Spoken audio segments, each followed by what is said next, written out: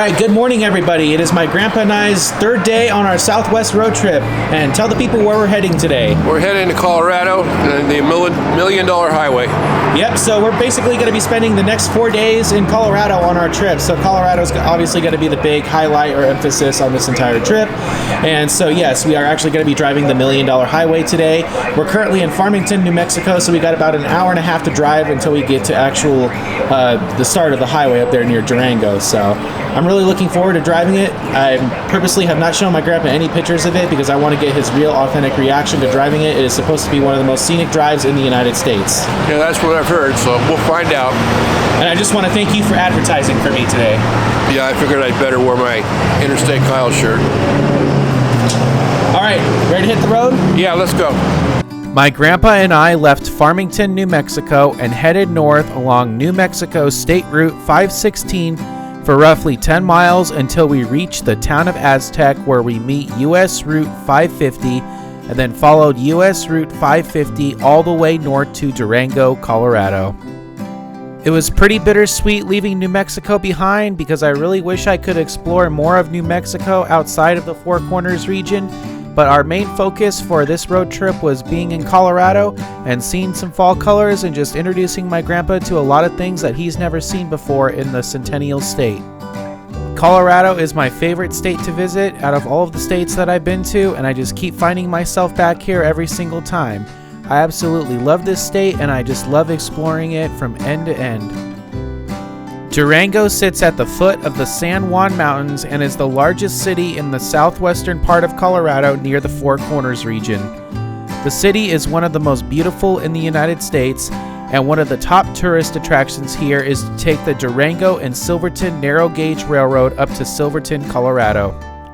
It has been commonly referred to as one of the most scenic train rides in the United States. After leaving Durango, my grandpa and I began to head north along US Route 550 as we began to head up into the San Juan Mountains. This stretch of US 550 between Durango, Colorado and Ouray, Colorado is known as the $1 Million Highway and is hands down one of the most scenic drives in the United States. This road has also been on my bucket list for a very long time, and just like Monument Valley in 2020, I was very close to driving the $1 Million Highway in 2020 as well, but instead I decided to head east along US Route 160 and went over Wolf Creek Pass. While I did not regret my decision at the time, I certainly left out a bucket list material road in the process. Man, these fall colors here on the $1 Million Highway are simply breathtaking, aren't they? Yeah, they are. I've never seen anything like it, and I'll tell you, it's pretty awesome. So is the $1 Million Highway living up to its name so far? Oh, yeah. Yeah, it is. It definitely does in the fall. Well, just all seasons, no matter which season you drive in, I'm sure it's beautiful too. Yeah, I'm sure it is. I'm sure it's really pretty in the wintertime too. But this is just unbelievable. I've never seen fall colors like this. Yeah. And I've been to Colorado in the fall before, but this is something special right here. Yeah, it's pretty awesome. It really is. The $1 Million Highway is beautiful no matter what time of year you drive it, but during the fall, it is absolutely spectacular. In my personal opinion, this is one of the best fall drives in the United States, and probably the best one outside of New England here in the western United States and the Rocky Mountains. The aspens and all of their fall colors are on full display here when my grandpa and I drove this stretch on the last day of September here in 2024. Typically, the fall colors peak here in early October. However, this year, the fall colors came just a little bit earlier and we seem to have catch them at the perfect time. I've been to Colorado in the fall in 2019 and 2020, but my grandpa has never been to Colorado during the fall, so I was really excited to see his reaction when we saw all these fall colors. We pulled into a scenic pullout here where there were just fall colors all around us, and it really felt like we were in an artist's painting, and it just didn't seem real.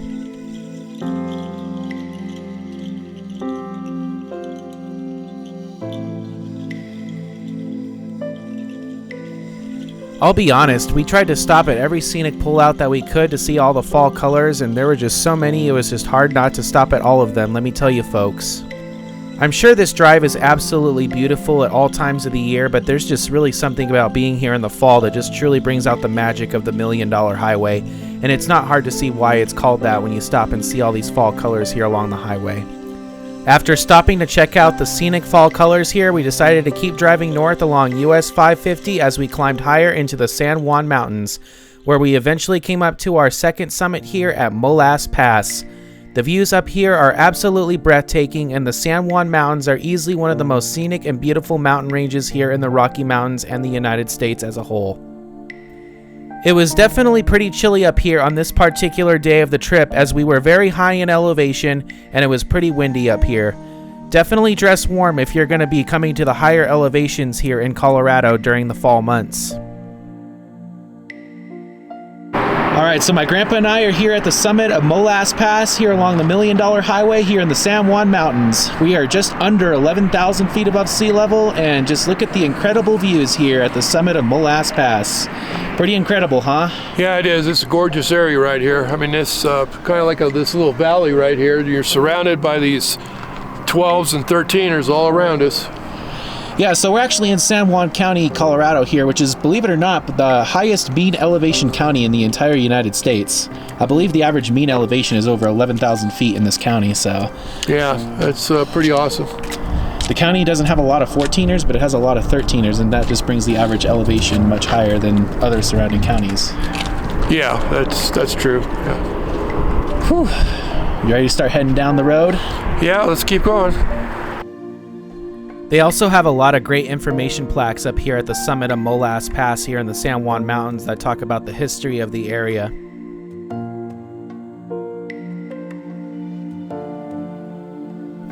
After descending down Molas Pass, we eventually came into the town of Silverton, which is one of the big historic mining towns found here in the San Juan Mountains of Colorado. Silverton was founded in 1874 and really began to explode in population after the completion of the Durango and Silverton Narrow Gauge Railroad in 1882. The mines here produced many precious metals and was one of Colorado's longest running and most productive mining towns. Silverton began to decline during the Spanish flu when the pandemic absolutely devastated the town. In fact, Silverton had the highest mortality rate of the Spanish flu in the entire nation, and nearly 10% of the population living here died from the flu pandemic. The town also took a massive hit during the 1929 stock market crash, as many of the mines closed. The town today relies heavily on tourism as its main economy. My grandpa and I quickly made our way over towards the courthouse to check out the abundance of fall colors here in the town of Silverton. The fall colors here were absolutely at their peak when my grandpa and I visited the town of Silverton here in the San Juan Mountains. It was an absolutely beautiful and incredible sight to see. Man, this historic mining town of Silverton here on the $1 Million Highway is in full bloom, isn't it? Yeah, it is. It's a really nice little town here. I mean, just look at the view behind you right there. Yeah, it's gorgeous, isn't it? That whole freaking hill or mountain there is full of just beautiful colors. Yep. The San Juan County Courthouse here in Silverton is one of the oldest courthouses in Colorado. A fun fact about San Juan County, Colorado is that it's the least populated county in the entire state and has a population of roughly 750 people, and nearly 3/4 of them live here in Silverton. As previously mentioned, San Juan County is also the highest mean elevation county in the United States, and the average mean elevation here in San Juan County is 11,240 feet above sea level.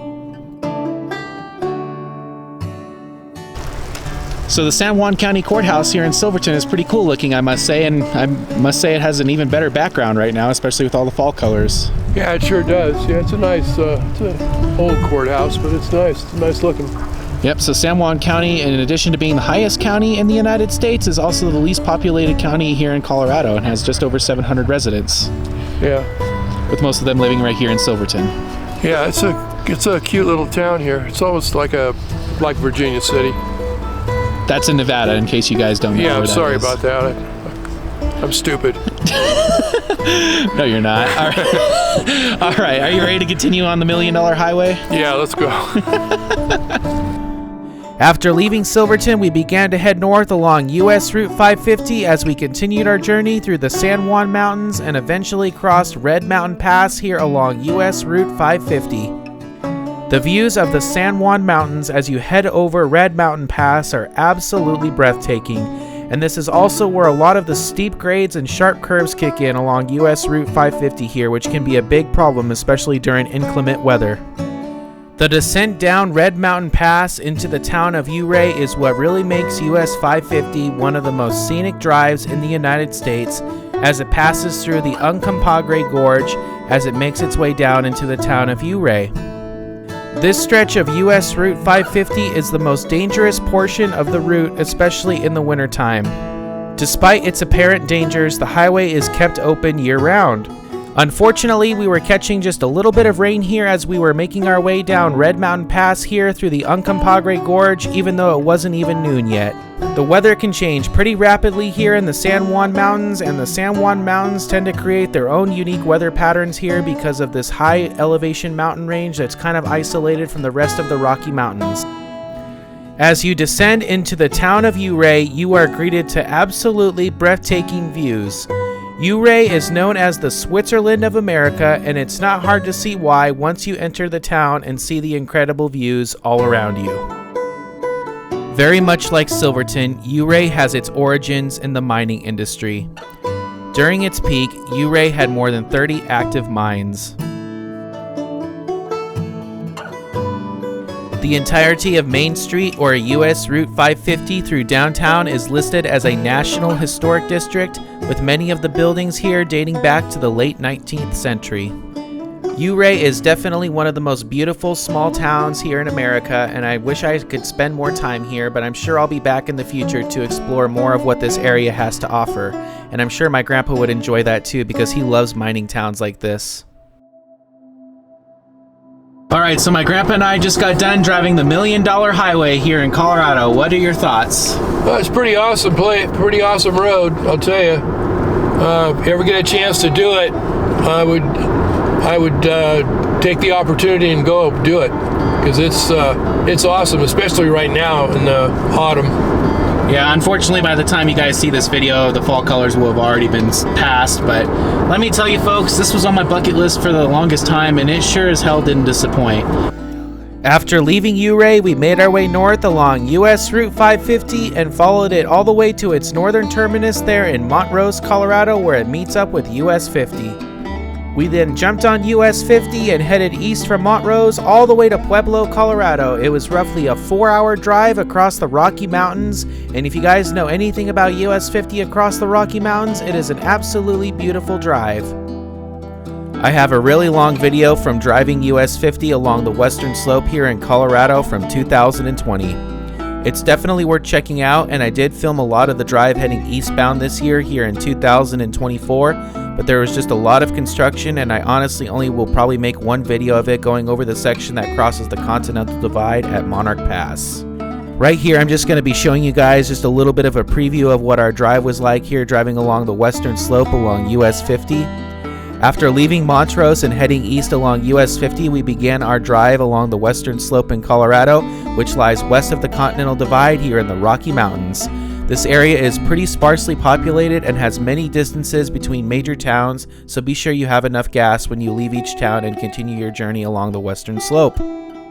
You may notice the landscapes here along the western slope are pretty arid, even though we're as high as 9,000 feet in some places.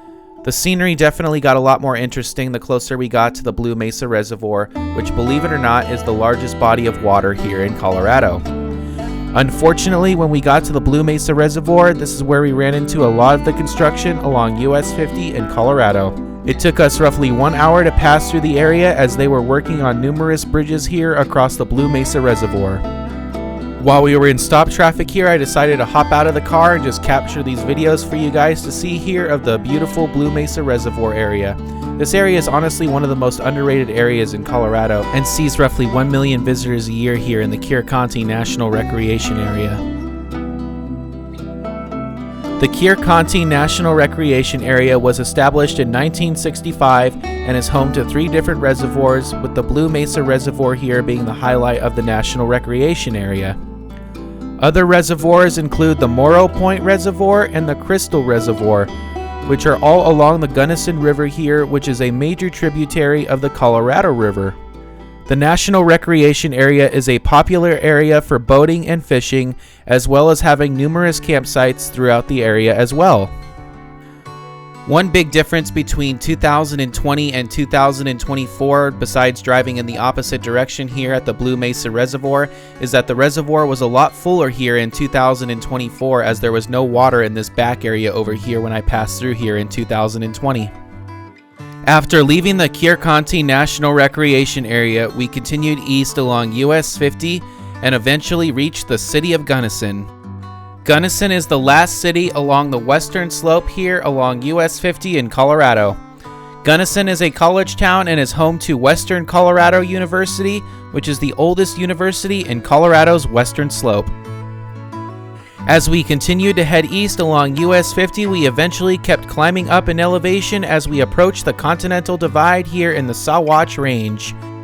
We gained nearly 3,000 feet in elevation as we climbed up Monarch Pass, which is the highest point on US-50 and sits 11,312 feet above sea level.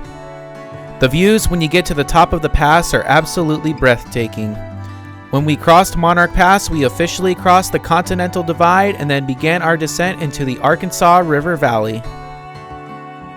The fall colors were at their peak here along US-50 and Monarch Pass, and there is one section here along the east side of the pass that we just had to stop at because the fall colors were absolutely vibrant and beautiful, and it was just a really awesome sight to see.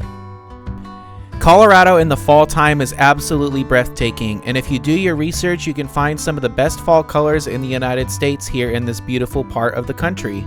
Timing is also everything. The fall colors usually start first in the northern part of the state and then make their way south as the season progresses. All right, so my grandpa and I just crossed the Continental Divide here on US-50, and these fall colors here on Monarch Pass on the east side are spectacular, aren't they? There's just so many colors here. Yeah, they really are. There's reds, greens, yellows, oranges. Really pretty right here, right? This one section right here. Yeah. Can you see why I love coming to Colorado in the fall? Yeah, I can. It's awesome. Yeah. We don't get colors like this in California. No, not really. We don't really get seasons like this in California either, so. Yeah, that's our biggest problem in California. We kind of go from summer to winter. Yep. All right, you ready to continue heading east? Yeah, let's go. After leaving Monarch Pass, we eventually lost over 3,000 feet in elevation as we made our way into the Arkansas River Valley, where we eventually met up with US 285 and then briefly merged onto that road and then continued east along US 50 through Salida. And then we eventually made our way through Bighorn Sheep Canyon down into the Great Plains, where we eventually ended up in Pueblo, Colorado, which is where we spent night 3 of our road trip here in Colorado.